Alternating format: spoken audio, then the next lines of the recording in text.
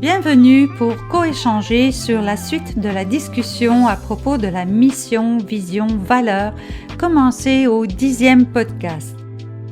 Pour la mission, ma réflexion était un début de démarche. J'avais émis le paradoxe selon moi que demander à des personnes qui ne se sont jamais posé la question de quelle est leur mission personnelle ou professionnelle pour en définir une d'entreprise me paraissait surprenant. Donner une réponse à un concept qui n'est déjà pas acquis ou emprunté me semble dénué de bon sens. À moins que l'on ne t'insuffle un semblant de direction, d'attente, tu vas certainement compléter facilement la réponse de la meilleure manière attendue si telle est la préoccupation, car faut-il encore avoir un quelconque intérêt pour le faire.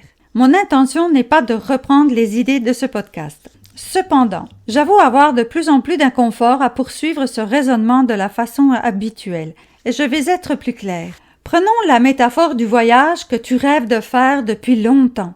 Tu sais, celui qui t'a toujours animé, que tu ne t'es jamais permis de réaliser. Faute de moyens, faute de volonté, ou de prise de décision, de courage, ou tout simplement pas trouver la personne avec qui le faire, car pas d'enthousiasme à y aller seul.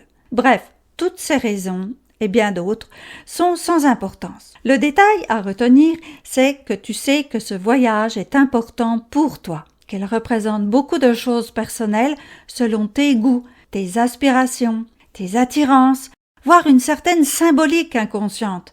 Peut-être que tu ne t'expliques même pas. Eh bien, aujourd'hui, ma réflexion tourne autour de ce concept. Et pour revenir juste une dernière fois sur la mission, j'avais souvent nommé l'étoile, ton étoile qu'est ta mission, et qu'il n'est pas évident à rejoindre, et de cette énergie qui te permettait de la rejoindre, pour briller enfin cette essence personnelle qui te définit. Alors oui, j'ai de l'inconfort à te demander une quelconque vision de cette mission, tant il m'apparaît clair de commencer par ce qui est important pour toi, et là encore, il ne s'agit pas vraiment d'y répondre trop rapidement.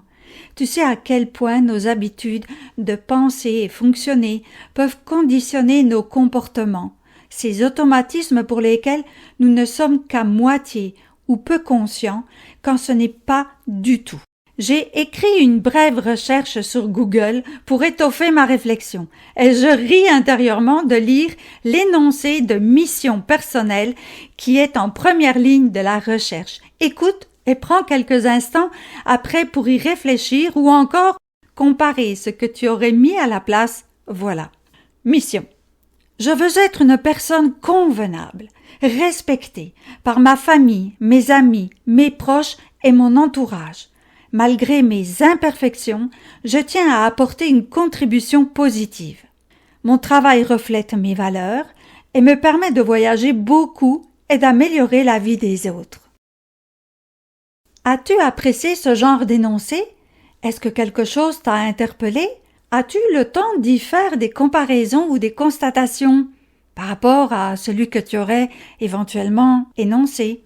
Pour moi, cet énoncé est typique d'un programme sorti d'un pamphlet publicitaire pour te vendre ce qui serait commode d'adopter comme comportement ou mode de pensée et de consommer. Merci. Il me semble qu'à ce stade, on a tous donné et largement répondu pour continuer à se laisser influencer en toute innocence.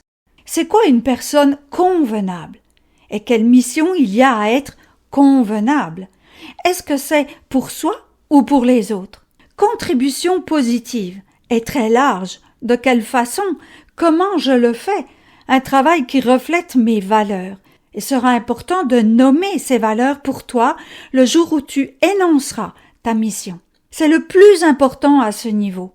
Une mission est tellement personnelle et propre à chacun qu'elle est tout sauf un énoncé de propagande à valeur comportementale idéale. Une mission peut ressembler à d'autres, c'est vrai, mais c'est loin d'être aussi général et global. En réalité, ces 3 axes permettent de déterminer la vision de ta vie, celle qui te permettra d'aligner tes actions avec logique et cohérence pour plus de réussite, de mieux-être et enfin arrêter de perdre de l'énergie. Cet exercice demande de développer une conscience de soi-même et ça passe par une meilleure connaissance de toi. Il est possible que tu aies déjà développé un talent ou maîtrisé un intérêt particulier, une passion, un domaine, peut-être une voie à explorer. Il arrive également qu'il soit moins facile pour certains de reconnaître sa valeur personnelle. Et cet exercice de meilleure connaissance de soi peut être un très bon point de départ. Cela pourrait radicalement modifier tes valeurs en étant encore plus proche de ta personnalité et non des attentes extérieures. Le sociologue Shalom Schwartz a établi un modèle de valeurs universelles communes dans le monde entier, comme par exemple la bienveillance, l'universalisme, l'autonomie, la sécurité, la réussite, la tradition, la stimulation, le pouvoir. Je te conseille de dépasser ce modèle qui, selon moi, est aussi influencé que la mission précédente comme exemple. Voyons. Autodétermination, authenticité, accomplissement, aventure, amour, contribution, confiance, cohérence, compassion, douceur, égalité, écoute, communication, estime, humour, indépendance, passion, reconnaissance, sagesse, sécurité. Bref, tout est illimité. Et souvent on parle de tes propres capacités, as-tu remarqué? Tes valeurs sont les mots qui ont le plus de résonance en toi et te parlent vraiment. Sache qu'une valeur n'est pas adoptée pour la vie. Elle évolue au rythme des changements dans ta vie et des expériences vécues, de ton âge, de ton environnement, tes fréquentations, au même titre que tes croyances. Il est possible aussi que cette recherche demande quelques efforts, c'est normal. Te reconnecter à tes désirs et tes rêves profonds qui ont souvent pris le bord au fil de ta vie exige un certain lâcher-prise et d'écouter ton cœur. Car finalement, qu'est-ce qui te touche profondément quand tu songes à ce que serait ta vie rêvée? Quelle est cette partie de toi qui ne s'est jamais exprimée? Et qu'est-ce qu'elle voudrait quand tout est possible? Laisse le mental inactif quelques instants. Si tout est possible là maintenant, quel serait l'impact immédiat pour toi? Qu'est-ce qui changerait en premier? Quel jugement sur toi que tu avais et disparaîtrait? Et quelle croyance ancienne n'aurait plus lieu d'exister? Prendre quelques jours pour y songer et se redonner le goût de rêver est le plus beau luxe que tu puisses t'offrir à partir de maintenant. Pour une vision en accord avec tes valeurs et que la mission qui en découlera t'apporte toute la motivation nécessaire à ce défaut de changement dans ta vie. Et j'aimerais aussi répéter quelque chose. La mission n'est pas une mission unique dans ta vie. Tu en as plusieurs. D'ailleurs, ce n'est pas la mission le plus important. Ça va être la vision qui va te permettre d'y aller et comment tu vas y aller. Tout ce chemin parle énormément de toi.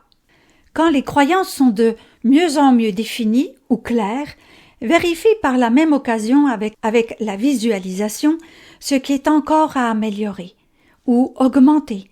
Pourquoi pas te projeter avec un maximum de ressenti, comme je te l'ai déjà appris. Et n'oublie pas de noter les pensées qui te viennent. Qu'est-ce que tu te dis? Qu'est-ce qui est différent autour de toi? L'écrire serait un début de réflexion concrète et t'accorder le temps de le modifier pour le rendre encore plus attrayant. Commencez à le partager et échanger sur ces nouvelles constatations pour mesurer ce que tu ressens quand tu le projettes réellement autour de toi, t'approprier cette réalité possible, te familiariser en le nommant. Les conséquences pourraient te surprendre. Et ça aussi, il est intéressant de le noter et l'observer. Te voilà avec plusieurs pistes à exploiter. C'est un bon début. Et s'il était encore difficile pour toi de reconnecter ces choses encore trop enfouies, j'aimerais te partager ma vision plus personnelle avec une recette à saveur particulière. Je vais utiliser la métaphore du voyage. Tu sais, ce genre de pratique que l'on aime tous quand notre disponibilité et finances nous le permettent. Il y en a qui savent exactement où ils veulent aller. La destination est si précise que rien ne les ferait changer d'idée. D'autres ne connaissent pas la destination.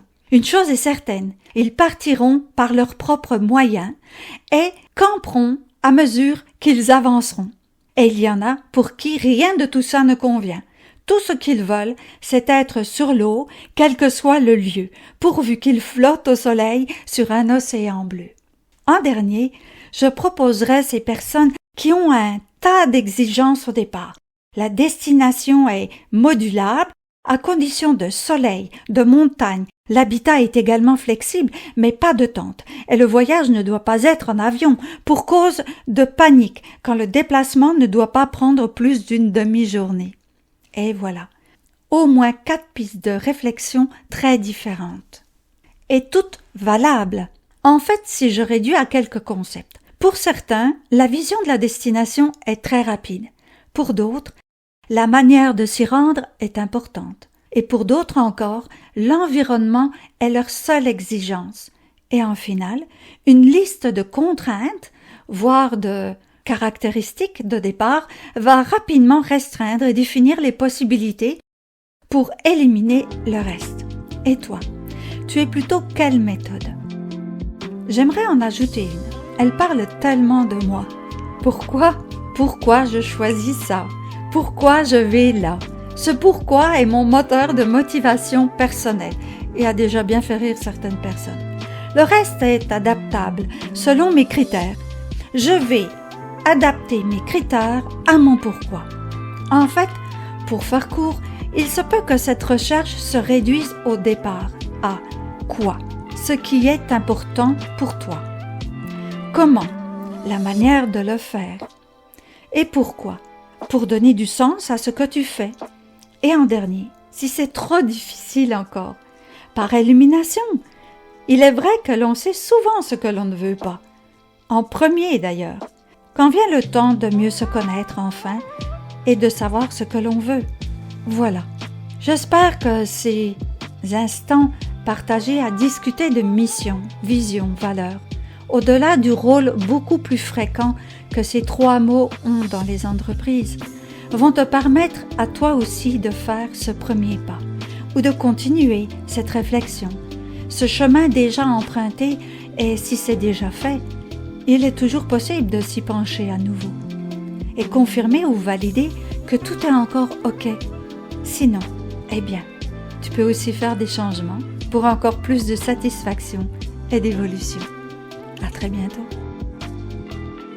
C'était le podcast « Moi aussi, je compte pour moi ». C'est la façon que j'ai choisie pour te ramener à ta propre histoire, celle qui m'intéresse et que je ne peux entendre, avec l'intention de m'adresser à ce qui te touche le plus dans ce moment précieux que tu prends pour toi. À très bientôt avec moi pour un nouveau podcast.